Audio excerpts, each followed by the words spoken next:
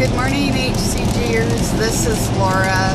So I'm reporting in on my P3 day. I don't know, I think I'm 8, 9, 7. I don't know, I'd have to look. So, I was down 2 pounds from my LDW. I went back up into a warning range. So I did a steak day. The steak day was successful, and it was down like 1.5. I don't know. It was down below my LDW again from the steak day. So it really was just fluid retention. Tom seems to have finally left. Fluid has left after the steak day last night. I pretty much ate clean yesterday, so I had one small coconut flour blueberry protein muffin that I had done. They're not that big, and so they're packed full of protein and fiber from the coconut flour. I had a piece of pizza left from when I made the coconut flour pizza yesterday. It only had like 3 pieces of pepperoni on it. So I think that also reduced, it wasn't as much sodium as I had eaten, because I had 1 serving of pepperoni, which is like 16 slices, and I went back and looked, and the sodium level was outrageous. Well, so obviously my body doesn't handle sodium very well. I drink a gallon of water every day, so I was not anticipating having an issue, but I have. But the steak day did it through me. I also think I might have been out of ketosis a little bit, because threw me back into ketosis, I could tell. And last night for dinner, I just made some chicken O'Brien. Love chicken O'Brien.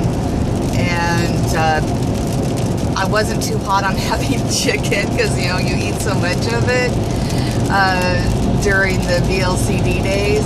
Although I tend to eat more steak during VLCD, I realized it was just this mindset.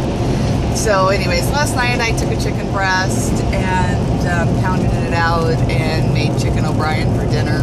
Put some soft goat cheese on it, and it was yummy. And it only had total net carbs of, or not net, just a total carb count because of the sun-dried tomatoes of 6. So it was still low glycemic index.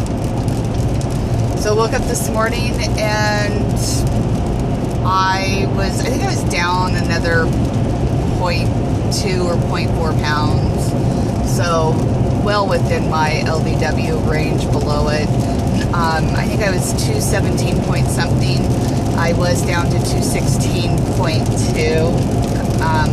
And my LDW is like, I don't know, 219, 218, high 218s, low 219s, something like that. So it's hard to see a gain from your lowest weight, especially when you're as large as I am. I realize that I'm still stressing about work and having to get up and present. That really just bugs me, and I'm really upset with myself more than I am the fact that I'm upset about having to present. I'm upset that I let myself become a hermit because I don't want people to see me. And it was really nice. My boss is very sensitive, and so he's very cautious in what he says, because he's been married to his wife for 40 some odd years. He's of a religion that he believes that you work things out in this life, and then you move on, and they're your soulmate in your next lives. So he's always very cautious when he gives compliments, because he's had some people take it wrong. I mean, he's married to the love of his life for 40-odd years. I mean, my God, he's been married to her as long as I am old. Well, almost, but anyways, he says, you know, Laura, don't take it this wrong, but he says, you're a beautiful woman, and he says, you're beautiful inside and out, and he says, you know, you need to have more confidence in yourself. And it made me step back and say, you know, he's not the only one that has ever said that I'm beautiful no matter what size I am. So it's all me in my head, because my husband reassures me all the time that I'm beautiful and he loves me no matter what. So it's my head, and I need to get out of my own way most of the time. I overthink things, I overanalyze things, and I'm overly cautious, and I keep my own self from living. I really do. I keep my own self from living. I self-sabotage myself. I make excuses as to why I can't get out of my comfort zone. And when I'm forced to get out of my comfort zone, I panic.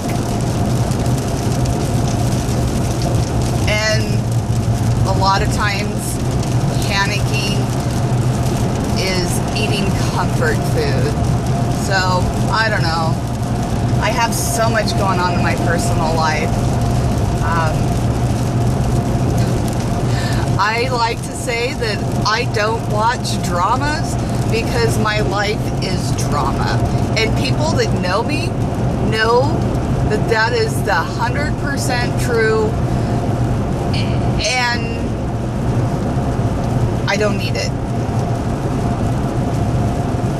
I have 3 children. Their biological father is out of their life. Very personal issues, and he's in jail for 25 years for some things that he did to my girls, which has caused my life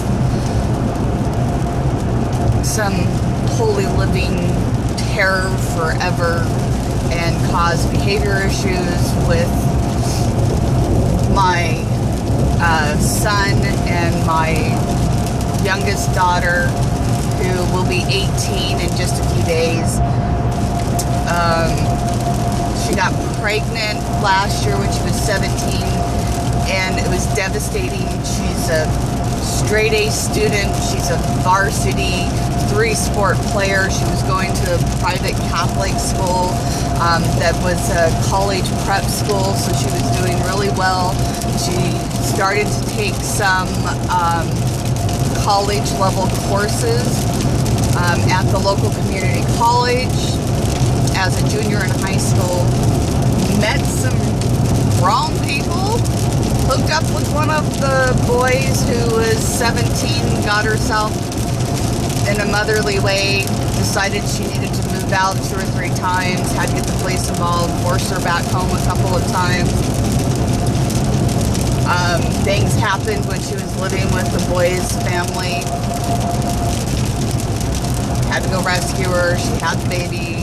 Then she decided, because I wouldn't let them hook up in my house, that she was moving out the day she got out of the hospital with the baby. Then she moved across the state. 2 weeks later, called me up because the boy beat her up. Family kicked her out because she called the police. He went to jail. 2 weeks later, I come home from work and she's gone with the baby and all of her stuff. And that was about 2.5 months ago. Won't tell me where she's at because she's afraid I'm going to call the police again and make her come home. But because she's only a couple days away from 18, she did talk to her brother recently. She says that she's in another neighboring state. And so I think she's living with his biological grandma. I don't even know. And so when I say drama, I really mean I have drama in my life, you know. My son-in-law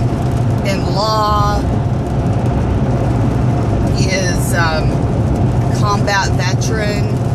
He's having issues. He's being medically retired from the Army.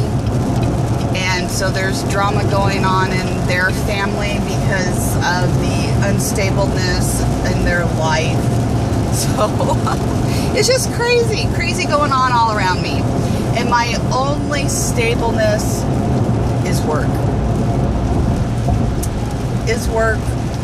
And I can forget it all and focus. So when I get stressed at work, I really don't feel like I have any